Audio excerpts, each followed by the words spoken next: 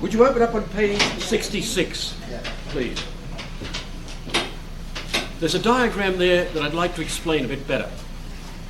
It doesn't always hit the person the strength of what is being said there. This concerns this. English philosophers particularly, Woodbury used to say there never was a decent philosopher in England at any time. But and Nietzsche said something like that about the Germans, that never was an original philosopher amongst the Germans. The Latin races were far superior. Because the French think that anybody speaking English can't think. They have that attitude, you know. But what the English empiricist philosophers did, they reduced all knowledge to sense knowledge. Unless you can see the thing, there's nothing more to be known about it. You might compound the images, but strictly, according to the English empiricists, they would say that we can know nothing about what the thing is, only how it appears to the senses. This is a dangerous doctrine. It means, and you'll hear this, people will say, define that. Well, defining is not a description. It goes further than that. It talks about the very substance. Now, we speak of man as a rational animal. In the last analysis, yes, we do have to observe, or rather, at the beginning, we have to observe what a man is. Then we draw out of that everything in terms of being, what he is. What is his very nature? Well, according to one of my students in Australia one time, attending the University of Sydney, where Professor John Anderson was about the last hope for philosophers, you might say. His was the lowest watermark that a philosopher could go to. And he said, this young man said, nobody can define what a man is. All we can do is say, that's a man, that's a man. I said, in other words, you're defining definition. Suddenly hit him. He was defining definition. Definition is to indicate somebody or something. I said to him, we can deduce what man is, and we go into great detail, and put that with metaphysics, and especially epistemology, where we defend the great principles. We can know what things are. There are degrees of knowing the nature of something. When we know the nature of something, we know it as a universal. When we know Bob as man, we're not just knowing in his Bobness, we're knowing in his humanity. He's a rational animal. That's knowing the nature of man. And there are different degrees of this. And we'll come to that in a minute. It's on the board. Different degrees of a substance. So we'll come back to that. So this is what's at stake here. If we cannot know the natures of things, then nobody knows what justice is. Nobody knows what a law is. Nobody knows what a human person is. And this is the way the mess is out there today. That gentleman on the Canadian station, Steve Aiken, is forever interviewing what almost seems to be deliberately stupid people. It's extraordinary, the things that they say. And nobody knows this. I remember a gentleman saying to me, and when I credit him with being a gentleman, he was an Australian engineer. I met him in Montreal. And when I talked about life after death, he said to me, something came up in a conversation. Oh, I must put a mark on the wall. You're the first person in the history of human thought that knows what comes after death. I said, am I? Well, you're out of date. 2,500 years out of date, to be honest with you.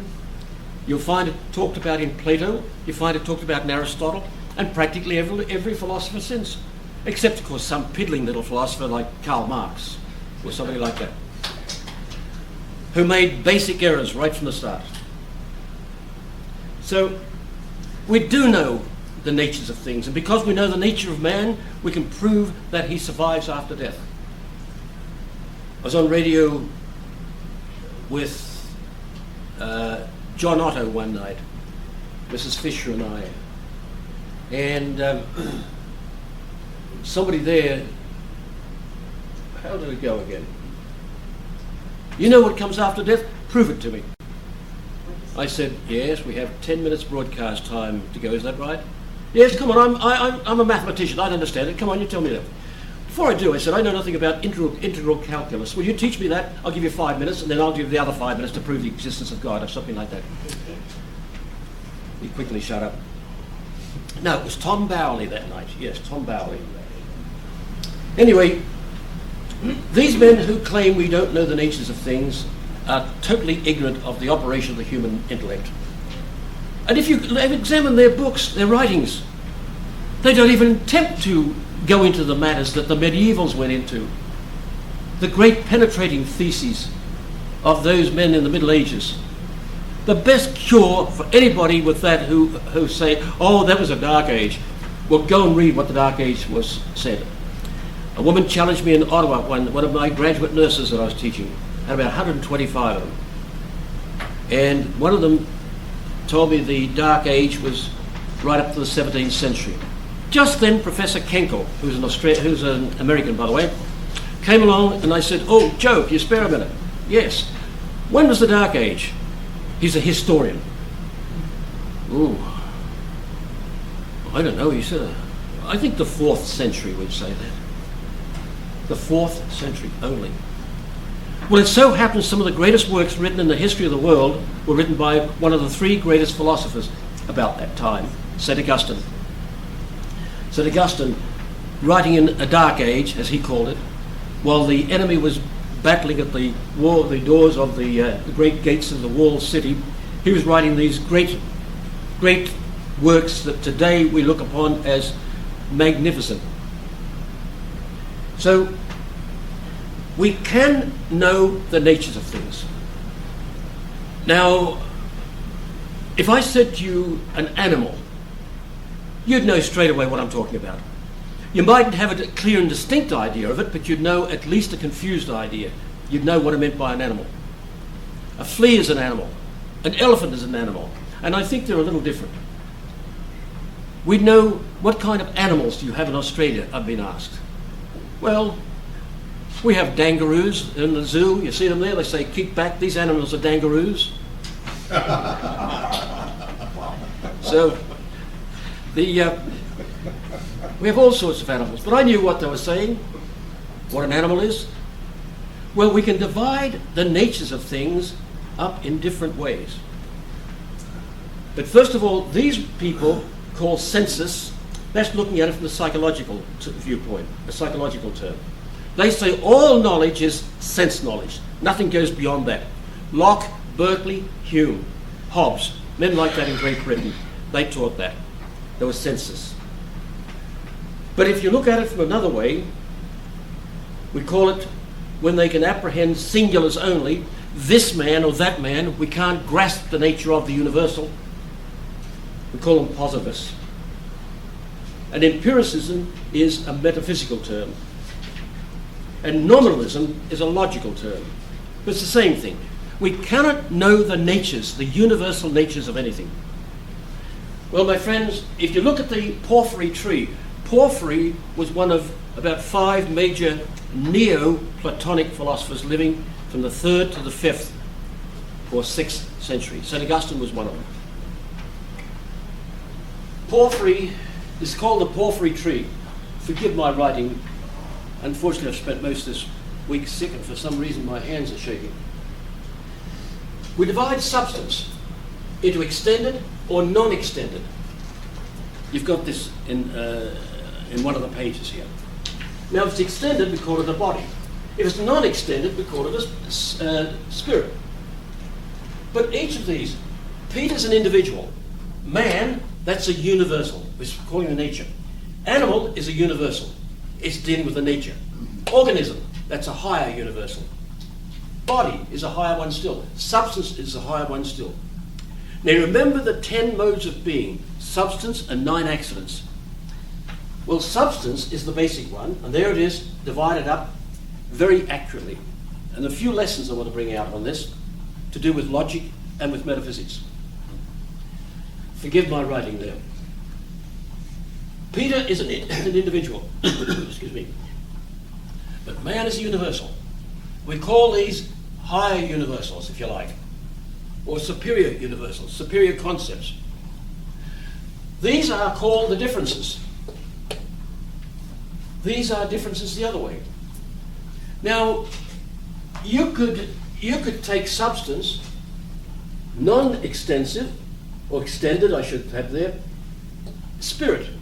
Now, spirit could be divided up. Michael, Gabriel, Raphael, and all the other fellas that they meet at the pub once a week, you know, those fellas up there. And it's a spiritual pub, of course. And then you can take minerals. And the geologist, right, Tom? Geologist? You divide these up in the mineral world, don't you? That's right. You know, the igneous, etc., we were discussing yesterday. Then in the plant world, the botanist, he divides that up. Proofs divide that up. But all of these are done by just observation. But they're seeking to make it universal all the time. The human intellect is craving for universality. So, but there are philosophers who deny we can know these universals. If I said to you, I saw a bridge the other day. Now, if I'm an engineer, you'd know what I meant. Something that goes across the river, or something like that. But if you're a dentist, you'd think of a bridge in the mouth. Hello, got no one missing again. So, we each have an idea of a universal, whether we like it or not. But if you didn't have universals, you couldn't speak. Man is an animal. In other words, that thing called man is one of those things called animals. You're naming a universal straight away. If you look at this diagram here, these men, these nominalists, in other words, nomen, in modern French it's N-O-M, but nomen means name in Latin. And in modern French it's nom. You've heard that, I'm sure. They say we cannot know anything outside the singular. David Hume makes a very strange attempt to speak about it, and so does Locke to speak about this. So that attacks all knowledge. All science is driven into the ground. I have a lovely little book in French in Australia, here in Lewiston, which unfortunately is all in French, but it shows you how the philosophers and scientists all are struggling to know the universals. So you can see this on page 67. This porphyry tree, or tree of porphyry. A bunch of seminarians in Australia went to a nursery garden and asked if they have a porphyry tree. And of course, they said, the fellows digging through all books, they said, we can't find a porphyry tree. So there it is. Now, if you want to define something, you'll take the genus, animal, for instance, add the difference, and you've got the definition of man. If you want to define, say, a plant, it's a non-sensitive organism. Or if you wanted to define Peter, you'd say it's a man that has Peterness. Now, Peterness is too individual. It's too gross for us to grasp. Some things could be too high for the intellect, some things are too low for the intellect. We need to know forms. The form of that is very difficult to get at because it's too immersed in individual matter. That's the difficulty. So the only way we could know what makes Peter be Peter is just to know him. In fact, I've often said, and what's the best way to know him? By loving him. You see things through his eyes better when you love him. So all the other sciences, they go on and they do their own mode of division. Then all the accidents, substance, quantity, quality, etc. We divide qualities up. There are 4 modes of qualities. Action, movement, we define them. There are 4 modes of movement. We define them. But most of them are not as important as substance and can be left to the other sciences. So, the higher up we go, the more extensive, has greater extension. It applies to more and more things. Man applies only to us. Animal applies to us and fleas and snakes and elephants. Organism applies to plants, roots, and man. So the higher you go, the greater the extension. But it is less comprehensive. Organism is a simpler concept than animal, because animal contains contains sensitive to organism. But a plant contains non-sensitive. So the higher we go, the less the comprehension, but the greater the extension. Example I've used I've tricked students, come in and say, our department's looking for a student to be a part-time worker. Anybody looking for a job? Oh, up it goes some hands. What are the requirements, somebody said? Well, first of all, has to be male. Oh, groan the girls. Then he's got to be over 21. Oh, silence play. The more comprehension you put in, the fewer people it applies to. That's what people, when they're advertising, have to tell people what are their qualifications. When it says no qualifications, anybody can apply. When it says you've got to have a crane driver's license, only a handful may apply for that. So it's a very useful thing, this. And notice how the division takes place. There's a little bit of logic. Per sic et non. Through sic and non. Well, put the thing right in. Through yes and through no. Through yes and no. In other words, if you're dividing something up, extended, non-extended. Now that applies to everything which is not extended. Self-moving, not self-moving. This applies to everything which is not that. Divide through yes and no. If we divided this room up, for instance, Jenna, non-Jenna. Non-Jenna covers the lot. Mr. Vacker, non-Mr. Vacker. That applies to the rest of them now. You can't go wrong that way in division. So it's a very useful thing to have, this porphyry tree.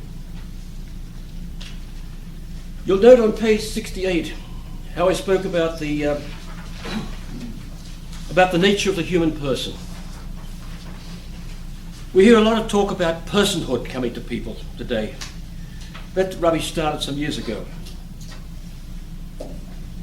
They have no idea what the nature of a person is. That's why people like planned barrenhood can say that it's not a person. Personhood comes to them later. And they've all got different ideas. One barbarian, he said, we should declare people persons 3 months after they're born. Now that was a scientist.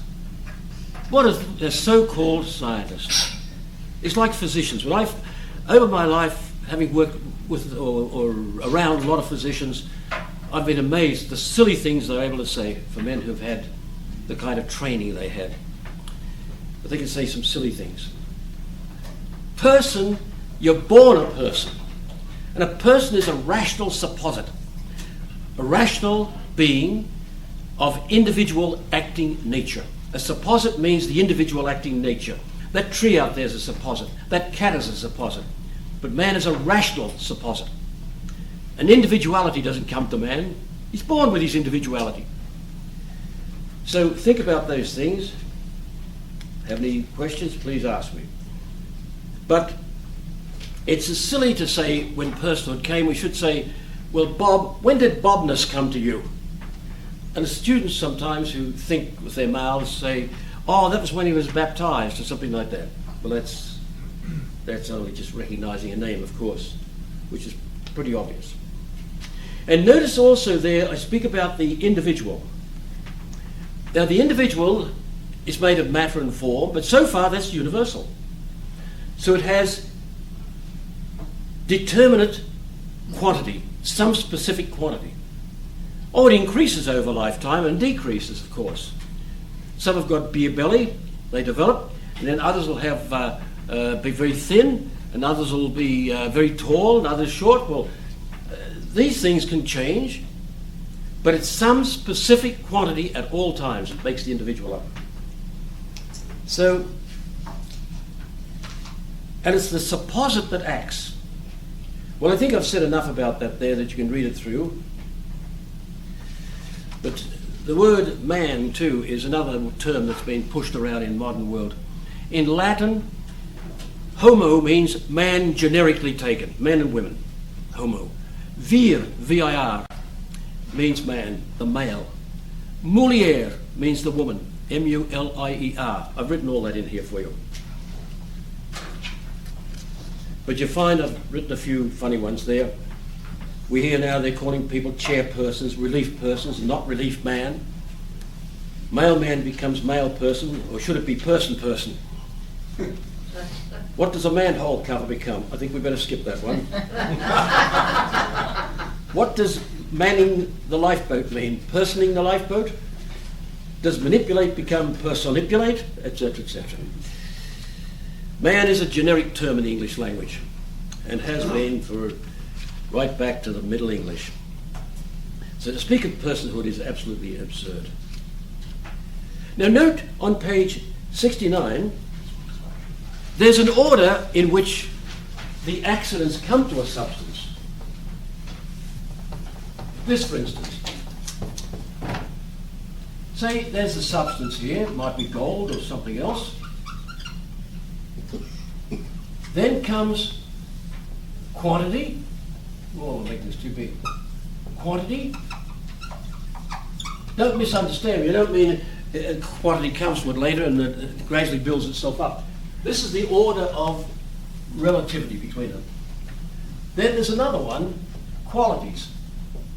For instance, the gold is yellow. That's its quality. But it only comes to it because it has quantity. If it didn't have quantity, quality couldn't come to it, the yellow of the gold. So there's a certain order amongst accidents. I've done that in a different diagram here for you. Note also, by the way, I use an example here on that same page, 69, that when a child is in the womb, people have said, well, it can't act rationally. It has a primordial concept of being. The child knows that there's something here, there's nothing there. The child knows what touch is. I have a beautiful picture. You may have seen that picture where the surgeon's operating on a woman with, he opens up the womb, she's pregnant, and the child puts his hand out and grasps the surgeon's finger. The child knows. I had that, matter of fact, I saw it yesterday at my house. I'll bring that in. The child knows the distinction between something and nothing. So there's the primordial concept of being. Something, nothing. It knows that. It may not realize it, but the organs of the brain, that brain organ, it isn't yet developed enough to say, be able to reason. And you can't on that account with a little baby say, therefore it's not human. Look, if we had the famous, when I was a boy, Paderewski, who was a great pianist, if we had him here, we had the piano here, but somebody ripped the keys out. He couldn't play one of the sonatas, but that doesn't mean to say he doesn't exist. The organ itself is bad, not yet developed, perhaps. Or somebody's assembling the keys on the piano. However, we have the same with a child. The brain is not the organ of the intellect, as we show in philosophical psychology. It's the organ of the four internal senses. Sense consciousness and its storehouse, imagination. The cogitative sense and its storehouse, sensitive memory. And the intellect draws its images from there. And Dr. Bonnet, do you remember we were discussing years ago how they photographed the skull and there are images flashed on the skull? Yeah. Remember that? The rat. The rat, was it? Yeah. Yeah. So the brain is, because a rat is not a rational being, but with all rational beings as well as non-rational beings, that it's the organ that the brain operates on, not in. The power of sight and the eye are form and matter. But it's not the same with the intellect. The intellect is free of matter, but operates on matter as an object. We prove that in philosophical psychology. So the intellect is there even in the tiny child. So we can skip that for the moment. We came to relations, different kinds of things, because quantity, this is on page 70, quantity is a specific accident which is taken up by the mathematician. It's a peculiar addition to substance which is of such vast importance that the mathematician spends his time studying that and developing the science. Now there is a principle of reason here that I want to point out, which we have mentioned before on page 70. Acts, habits and powers are specified by their formal objects. What does that mean? Now remember, we've dealt with substance, now we're dealing with the accidents, and the accident of relation. It's a very important one. Everything which is related, we determine its nature from what it's related to. Now sight is essentially related to colour. I see the whiteness and the blackness of this marker, and sight is essentially related to that. So in defining sight, we have to take into account what its object is. And the object comes from two Latin words. I have mentioned this before. Ob plus iacere, to throw in front of. So what's thrown in front of sight is expanded colour, extended colour. What's thrown in front of hearing is bodies as soundy. Bodies as colour, bodies as soundy. Bodies as saphorous, bodies as odorous, etc., etc. We have to take into account what the relation is, what it's to, related to. Shoes are related to feet. Dentist forceps are related to teeth. Sight's related to colour. The science of geometry is related to shape. That's where it comes out very important in the various sciences. We distinguish sciences by their habits and what they're related to. Acts, habits and powers are specified or put into the species of things they belong to by their object. The form in the object. That's what the formal objects mean.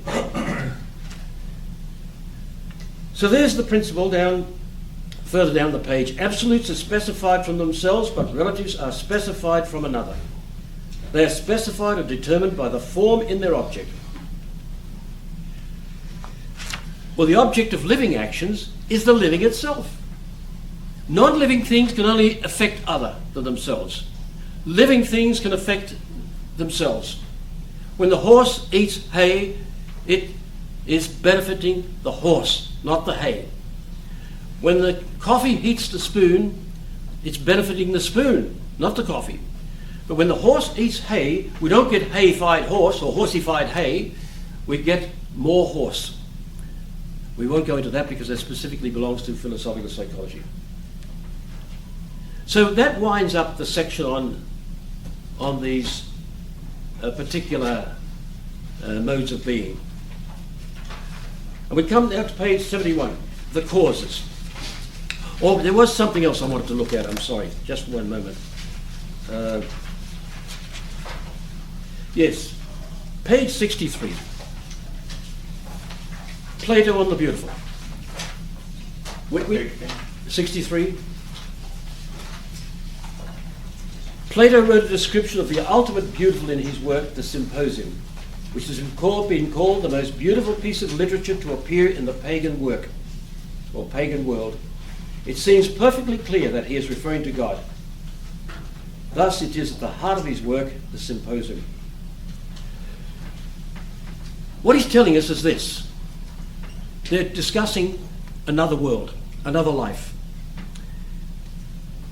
He's saying that things that are beautiful in this world, and by the way, the alleged, I'm not altogether convinced it's quite accurate as people make it out to be, especially one of our late friends who always made out that the Greeks were all homosexuals.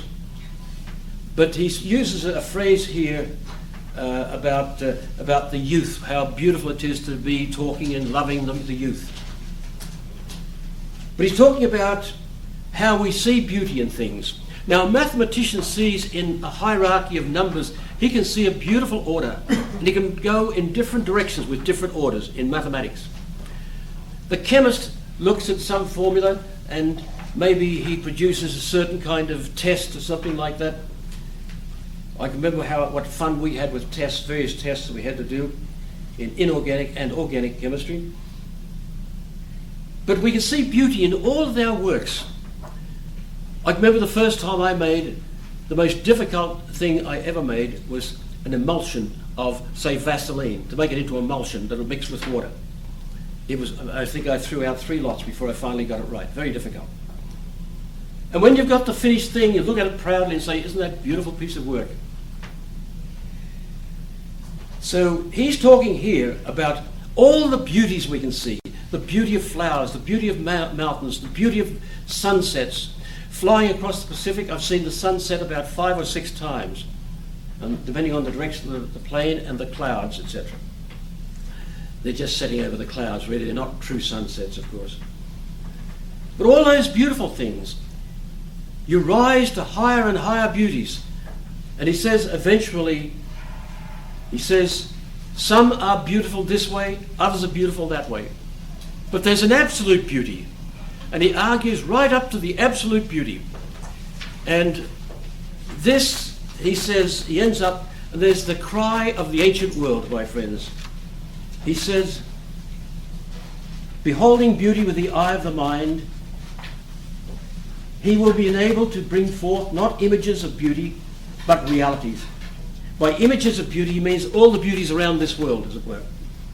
But realities, for he has hold not of an image, but of a reality, and bringing forth and nourishing virtue to become the friend of God and be immortal. Here's the cry of the ancient world. If mortal man may. They knew, the ancient Greeks, that there's a God, and the Romans, but they thought he was far distant, not interested in us. It was the Hebrews that knew that he was interested in us. If mortal man may. There's Socrates talking and saying, how I wish I knew what we're going to. Would that be an ignoble life, said Socrates. So, there we are. I've given you a short bibliography there. That came from the Phaedo of Plato. Oh no, sorry, the Symposium. And there's another reference in the Phaedo. And Aristotle in the Poetics, chapter 7, speaks about things like that. So, my friends, that's a beautiful piece of literature. He's talking, you see, Plato and Socrates saw God from different angles. They saw him as the unifying peak of all of reality. They saw him as the one. They saw him as the true. They saw him as the beauty. Just like the transcendentals we study, the transcendental properties of being. They see him from that angle. Well, here he's specifying the beauty angle. It must be the highest beauty and the source of all beauty. All beauties participate in that ultimate beauty. We'll see when we come to prove the existence of God, which is coming up fast. We'll see that all effects participate in the perfection of the cause. So by knowing something here, grasshopper, minerals, I'm knowing something of God. I've heard people very dogmatically say, no one can prove there's a God, or no one knows what God's like. When you say, I do, I can. We do know something of God. Just by knowing a person here. These persons, I know something of God. They're his effects. I remember, as I mentioned before, about the Mona Lisa in the Louvre in Paris. Left a very big impression on my mind, as you've probably gathered. I've mentioned it a few times. But there, when I looked at that smirk on her face, her smiling face, and as I walked around, as I said, in the semicircle, I realised her eyes were following me, and I walked back again, and I just had to go, you know. But I saw that the pathway worn around showed that everybody else had done that too. But by looking at that, I said, that now is a participation of an idea in some painter's life, in his mind. And consequently, by knowing this beautiful picture, I know something about him. There was the nude statue of Venus de Milo just out away from this, just round the corner from it. And no arms or no forearms, just cut down here. See, I'm not sure who the sculptor was for that, but what a beautiful thing it was. Magnificent. And then when I saw the caves at Lascaux with the men who were running, or rather not the men, where the prehistoric men had painted the images. And now with modern lighting you can see 3 levels of images. Because they only had torches, they could just see one level, and when 1,000 years later or so, the calcite had covered the first level, they couldn't see that, what was under it. But we can now. Well, we could. They won't lay them in there now. But in any case, you try and preserve it. But you look at that and you say, what magnificent minds paint that huge bull running and that deer running there. What magnificent mind, what a splendor to be able to paint that bull running with the knee perfectly formed, etc. They say that the knee is one of the hardest parts of the body to paint. So, my friends, the special modes of being we come to now. We can divide it different ways.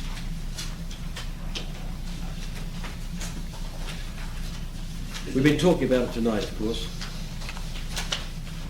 And I think what we've talked about has pretty well covered all of it. I've written down quite a bit. But note that man has some accidents are proper to a thing, some are not. It's not proper to man to be, say, have a certain weight or a certain height. It's not proper to man. He's got that in common with everybody. And his height, etc., is just special, particular to him. But what is proper to man is he have this accident, intellect, will. That's proper to man. Those proper accidents. They specifically name him. So there are different ways we can have accidents. All accidents must be in a substance. You can't have a substance with an accident. Without an accident, I'm sorry. For instance, I'm sorry to say it the other way around. You can't have a certain accident without a substance. You've never seen a walk going down the street. You've seen a man walking. You've never seen a dream walking. I've seen a couple, of course, but I think we all have. But so there it is. Look through that yourselves. You'll see a lot of good stuff in there, I think. Now we come to chapter 9, the causes. These are very important. You do remember, I'm sure, that I mentioned to you in one occasion that a Dr. Koch, K-O-C-H, from Egypt, who was a geologist, was at the Aquinas Academy with us in Australia, called in, he'd heard about the Academy and wanted to meet Dr. Woodbury and some of us. And he said he'd been, when he was explaining these causes came up in conversation, he said, I've been searching for them all my life, he said. Now first is the final cause, the endy cause. It's the first in intention. You've got the diagram in front of you there on page 71. The final cause, or the endy cause, or the end, whichever you like to call it, it comes first in the order of intention. Now, for instance, when I'm going to, as I did some years ago, went to Paris, I booked a plane to Paris. I didn't book a plane to Sydney or Calcutta. So the end determined what I was going to do. What the temperature was in Paris was summer, so I did everything that I did to put that trip together had to be calculated because summer in Paris is what I wanted. Those people are clever in France. Even the kids speak French. Do you know that? So, the order of causes. The end terminates our action, but it also terminates our intention.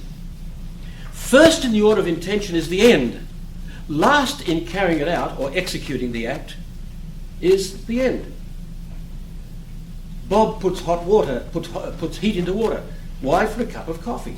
His first intention is, put the kettle on and make a cuppa.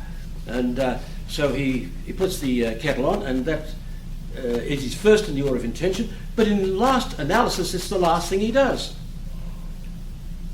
This is a wiseacre in one of my classes said, how can hot water equal a cup of coffee? All you get is hot water. Remember, the end is always some perfecting thing for the agent. The agent means the cause that starts off. Let me just explain a thing or two about the word agent. It's misunderstood. I speak to a lawyer on one occasion, and I call him an agent. And he was insulted. He didn't understand the meaning of the word agent properly. In Latin, there's a verb. Argo. I act. Agere. To act. Actus. Acted. So, the agent is the one who acts. That's the action he does, the agent. He's acted. So that's where the words come from. Don't forget our language is, now it's being said, used to be said 60%, but now they're claiming it's 80%. Our language is Latinized, Latin and Greek. And they say they've run out of Latin words, they're tending to use Greek more now. So the ends can be divided according to the goodness of each. There are useful goods, pleasurable goods, and worthy goods, or honest goods, or fitting goods. But useful goods and pleasurable goods, they exist for the sake of worthy goods. Useful good, a car is a useful good. Glass of beer is a useful good, it stimulates the appetite. But it's also a pleasurable good. But we drink these things for some further reason, which is worth having for its own sake. Note that, as I said here, Aristotle divided friendships up this way. There are useful friendships, pleasurable friendships, and those friendships which are worth having for their own sake. A beautiful expression of things. Then we can divide ends according to proximate, remote. On page 72, you've got it there, the top. Bob goes to buy a book, to get a knowledge of chemistry, to pass an exam, to get a degree, to get a good job, to get a good income, and ultimately for happiness. And happiness is the supreme good. That's the possession of the supreme good, God. That's what happiness is. At least possession of it, or knowledge that you can possess it. The book is Bob's proximate end. Proximus in Latin means neighbour or nearest, near to you. So if I was greeting Jenna, I'd say, hello Proxima, hello neighbour. This then becomes a means. So each one of these is an end first, and then it's a means. The book is Bob's mean, it's his end to go to get that book. Then that becomes a means to a knowledge of chemistry. Now we call the supreme good, we could call that the ultimate end, or the supreme end might be better. All the others are means, they're proximate ends. The book is a proximate end. Then another end, which is that's a means to another end, knowledge of chemistry. So that should be fairly clear. The ultimate end of Bob might be to have a lovely wife, family, and happiness. The supreme end is God, for we search for satisfaction of the appetite of the will, which inclines to unlimited good. All ends between the book and others are remote ends. But note, each one of those derives their goodness from the one which comes after them. They're deriving the goodness, the worthiness of having the book is from the worthiness of having chemistry, etc., etc. I put there that we're places where you can read about these things. I want to explain what I've got there now, where it says St. Thomas about a third of the way down the page. In Ethic Aristotelianism, what that means is the ethics, Aristotelian ethics, or Nicomachean ethics it should really be. The ethics of Aristotle I put there. But the in Latin means on. So in means this. Whenever you see that written there, it always means this is a commentary by St. Thomas on Aristotle's work, his Nicomachean ethics. We'll notice with the other references there too, I've given you occasionally. that references don't always read the name of a book with St. Thomas. That means the first part of his big 5-volume work, the Summa of Theology, which is crammed with philosophy. This means the second part, but the first part of the second part. This means the second part of the second part. 1-2, 2-2. This is called the first part. This is called the first of the second. This is the second of the second. This is the third. Then there's a supplement written by one of his students. So that's the way the references are. And in books internationally, today not so because nobody's mentioning them much, but in books internationally it has always been that scholars would just write that and everybody knew what it meant. It means on the great big work of St. Thomas, the Summa of Theology. Then they write SCG, Summa Contra Gentiles. That's his second big work. The Summary Against the Gentiles. Now, chance. There's a nice little extract here from Father Pierre Conway. Father Conway gave me a book, one of his writings. He's delighted to see I had his major work, which is The Elements of Education. It's the best work on education. Magnificent. When I was at Ottawa, we had specialists who taught in the Faculty of Education, and they were begging me till I left there to let them have the book I had, because you just cannot buy it. It's a magnificent work. But in a little book he wrote the square, what's it again, Square Universe of Science. He says something about chance. Proper causality is lacking. So read that through for yourselves. It's quite interesting. But note, he speaks about given effects, apples from apple trees. If it were not for the matter in apple trees, the form of apple tree would make it be a perfect apple tree. Absolutely perfect. But the former limits the matter. The matter limits the form, I should say, and that prevents it from being an absolutely perfect apple tree. But when it comes to chance, if I dig a ditch on a farm and find a watch, it is by chance and not due to the causality of the digging activity. The digging is merely a condition. If digging was a proper cause, then every time I dug a ditch, I would find a watch. Well, Father brings that out very well. Now note that the final cause of a group is a common good. We exploit that, of course, when studying ethics. The domestic society, new live man. Political society, civic, friendship, peace, order, freedom and justice. They're common goods. The common good is the good of the whole organism and the good of each part. That's the common good. When men talk about the common good today, very often they're really talking about the public good. They're talking about the good of the United States, not the good of each person in the United States. We hear this in political discussion. Every agent acts for the sake of an end. And the end determines what we can do. Now, the common good is the end of the United States. Then there are direct and indirect ends. We saw them earlier. No. Did we come to them yet? I don't think we did we? No. Didn't we? We dealt with them before. Double effect. Yeah, that's right. Well, we harked back to that. Yes, we did. So direct and indirect ends. Note that a fox naturally chew off its leg, which is caught in a trap.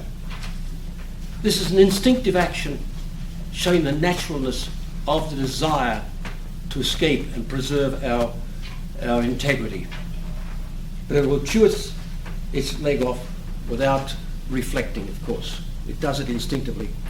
And as Father Woodbury once said, or I think I've heard him say it about 3 times, the theologian, and he was a theologian as well as a philosopher, doctorates in all departments, and he said that the theologian watches for ethics. Take a look at what animals do, what's natural to animals. And that's the way you can know what is proper to what is human and what is not very often. But today people fail to distinguish between the killing of a man in self-defense and the killing of a man absolutely, in murder. They fail to distinguish that. And another thing, they fail to distinguish between killing a man and, giving a man medicine and he dies, giving a man medicine so that he will die. And that's what I would accuse the hospice people of doing. All over the United States I'm hearing this. Father Miller lectured to medical men throughout the United States on medical ethics, and they said it's going all over the country. Euthanasia. Giving people medicines and helping them to die, causing their death. Like the giving of serious chemical substances, pharmaceutical substances, such as morphine and the dicotinone and things like that, so that they will die. They can't eat, they suppress the appetite, they don't want to eat. So it's an instrument for their death. There's a lot of confusion about this. Now we come to another aspect of things here.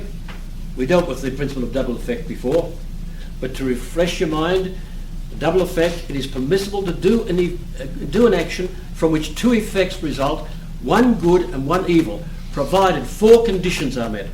One, the act itself must be good, never evil. Two, both the good effect and evil effect come from that act. Three, the good effect alone is intended. Four, there is due proportion between the good effect and the evil effect.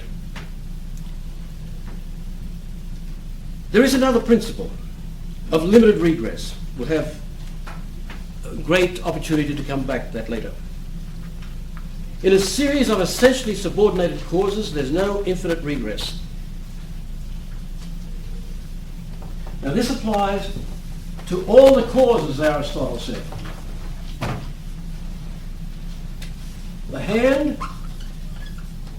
moves the stick, which moves the stone. You can say, what caused the stone to move? The stick. What caused the stick to move? The hand.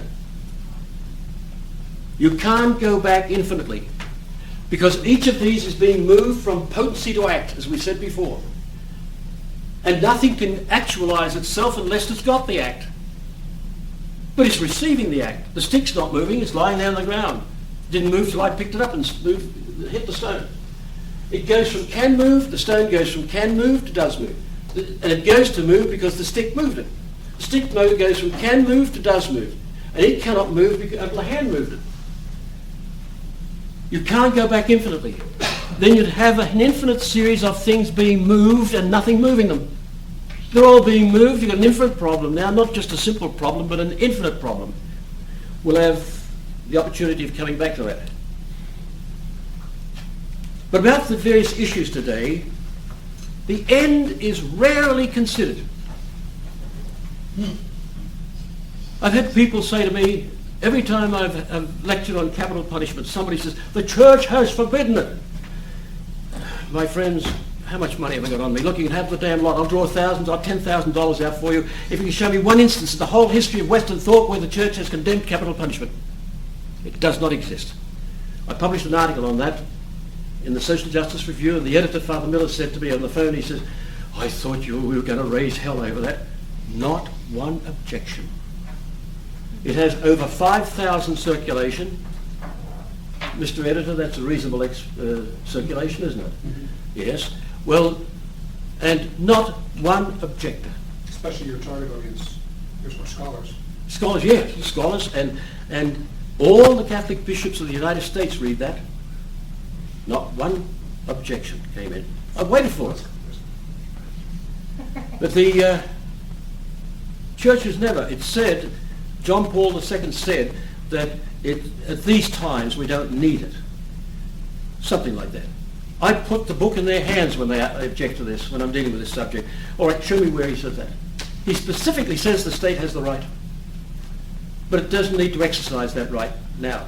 Well, the theologians have said to me, he's surrounded by a bureaucracy who have not properly informed you about that.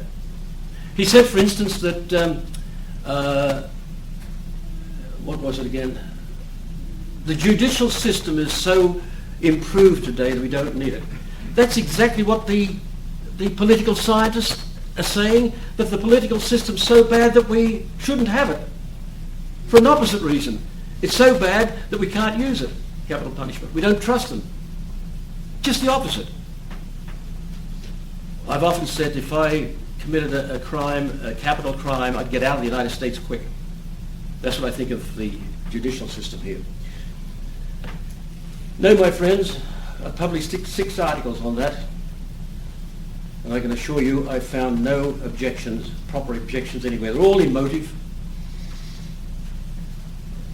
So I've written down here where they don't, extra subjects or extra issues where they fail to take into account the end. We'll take it up after a break.